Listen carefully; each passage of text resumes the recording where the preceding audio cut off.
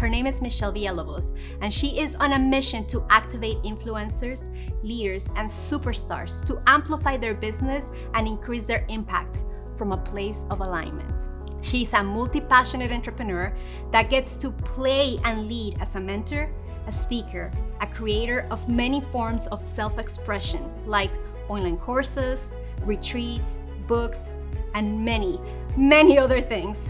And to me, she is a transformation catalyst. So with you, Michelle Viielvbos. Thank you, Deanna. I'm excited to be here. Thank you so much for taking the time.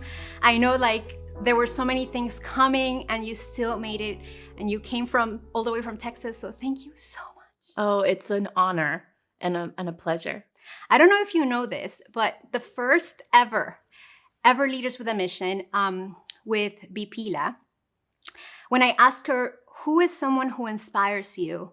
Your name was mentioned among Simon Sinek and Marie Forleo.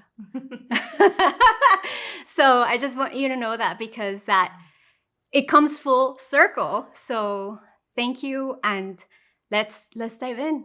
Let's dive in. Awesome. So I know that the first time I met you was at the women at the what is it? Success? The Women's Success Summit. Yeah. That was the first time. And funny enough, I met B Pila from your event, because I was actually, I purchased a spot so I could have my TV with my videos, and she came by and she got my card, and that's how I met her. So you were actually the intersection between her and me, and look what just happened. You know, the world is magical in that space, but that was the time that I met you. And I feel like a lot has happened since then. You think? So I wonder if you want to share with us a little bit of that magic of what has happened since then. So much. I feel like not just a new person, but like many new people were created along the way since that moment. I mean, at that time in my life, I was struggling actually in a lot of ways. I don't think I would have known that or known how to share that or express that at the time. But in hindsight, with the contrast of who I am now and how my life is now, I look back and sometimes I almost feel sorry for that version of me. She was in pain. She was in a lot of pain, and she was trying, like I think a lot of us do, to fill that pain or ease that pain by achieving more. Yeah. I had this story, belief, behavior, strategy that I had developed through my life that if you just achieve more, you'll be happy. Make more money, get more status, have more significance, be more admired. And I thought that if I just could get more of that, if I could just have those things, those outcomes, then my life would be good. Then it would be good. Then I would have what I wanted. And it didn't work that way. And what happened is, in that perpetual chase, I lost myself. And the year that you came to the Women's Success Summit, I believe, was right in the midst of the most intense part of that transformation. You know, I was really trying to understand, who am I? Why am I here? What am I up to? You know, and I was realizing that I was really out of alignment with my true self. But I had built such a persona around being this other person that I didn't know how to get out.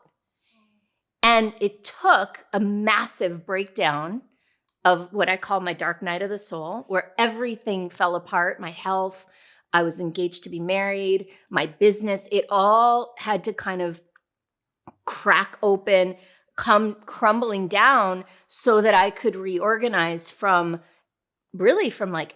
emptiness almost, from like my mentor, one of my mentors, Nani Leah Diamond, who, you know, she calls it putting it all on the altar, where I finally just said, I give up. Yeah. Not like I give up, but like I'm going to die, or, I surrender. But I surrender. That was it. It was a surrender. It was like, what would you have me do? Yeah. Like it had to take, the universe had to like, this, okay, no, that one, okay, this, that way, and then this, until you were like stripped out of everything that you had put on. Every mask had to be like ripped out. You got it. Indeed.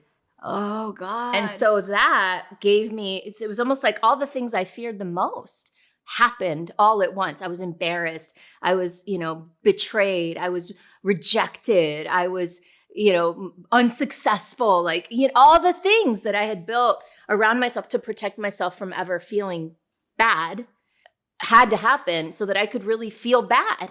So that you could dive in. And what I say is that my heart cracked open and I felt the pain of the moment.